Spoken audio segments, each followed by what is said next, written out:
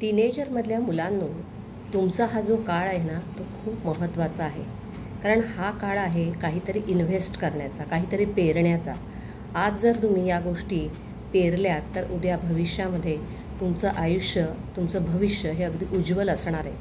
ज्याप्रमाणे शेतकरी पावसाच्या दिवसामध्ये बीजं टाकतो आणि पेरतो, त्यानंतर तरारून जेव्हा रोपं वर येतात, पीक तयार होतं, त्यावेळेला त्याला खूप आनंद होतो, खूप समाधान वाटतं आणि आपणही त्याच शेतातल्या पिकावरती जगत असतो.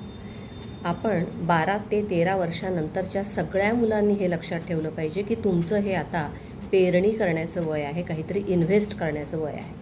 अभ्यास करायचा म्हटला की तुम्हाला येतो कंटाळा, पण खरोखरच या अभ्यासावर जर तुम्हाला फोकस टिकवून ठेवायचा असेल तर तुम्हाला 3P अर्थातच 3P म्हणजे वेगवेगळ्या प्रकारचे पी जे आहेत ते लक्षात ठेवायचे आहेत.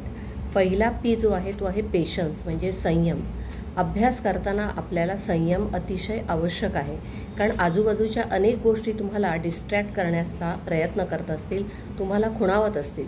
कुणाला काहीतरी खावंसं वाटेल, कुणाला गाणं ऐकावंसं वाटेल, कुणाला मोबाईलवर काहीतरी करावं असं वाटेल, कुणाला तरी बाहेर खेळायला जावंसं वाटेल किंवा कुणाला तरी मित्राची आठवण येईल. या सगळ्या गोष्टी मुलांनो तुम्हाला डिस्ट्रॅक्ट करणाऱ्या आहेत. तेव्हा मनावर संयम ठेवून अभ्यास केलात, पेशन्स ठेवलात, आपल्या मनावरती, आपल्या बुद्धीवरती कंट्रोल केलात तर आपल्याला नक्की चांगला अभ्यास करता येईल.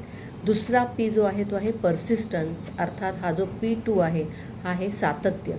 तुम्हाला आपल्या मनामध्ये एखादी गोष्ट आपण निश्चय केला की मला ही गोष्ट करायची आहे, मला हा अभ्यास आज पूर्ण करायचा आहे, मला हा खेळाचा सराव या दिवसांमध्ये कंप्लीट झालाच पाहिजे, तर असं जर तुम्ही स्टिक विथ समथिंग किंवा ज्याला आपण मराठीमध्ये सातत्य म्हणूयात, असा पर्सिस्टन्स ठेवलात तर तुम्हाला आत्मविश्वास वाटेल की मी आतापर्यंत 30 मिनिट अभ्यास करू शकत होतो, आता 1 तास करतो आहे.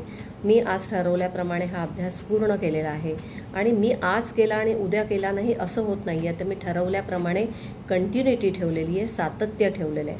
आणि जो व्यक्ती सातत्य ठेवतो, सराव करतो, त्याला नक्की यश मिळतं.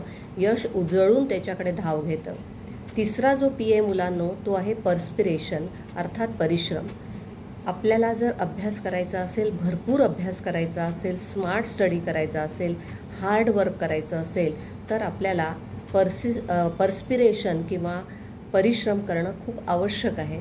आज जर तुम्ही हे तीनही पी म्हणजे संयम, सातत्य आणि परिश्रम अर्थात पेशन्स, पर्सिस्टन्स आणि पर्स्पिरेशन जर ठेवलं, स्टडी जर का तुम्ही केलात, अभ्यास केलात, स्टिक विथ समथिंग म्हणजे अभ्यासाला जर जोडून राहिलात, कठोर परिश्रम केलेत, स्मार्ट स्टडी केली तर you are the creator of your own destiny.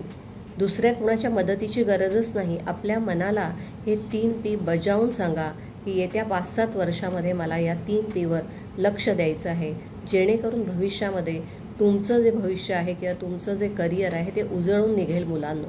आताचं तुमचं जे वय आहे ते अभ्यासाचं वय आहे आणि त्याच्यासाठी या 3Pची किंवा P1, P2, P3 यांची साथ जरूर आपण आपल्या मनाशी जोडून घ्यायला हवी आहे. धन्यवाद.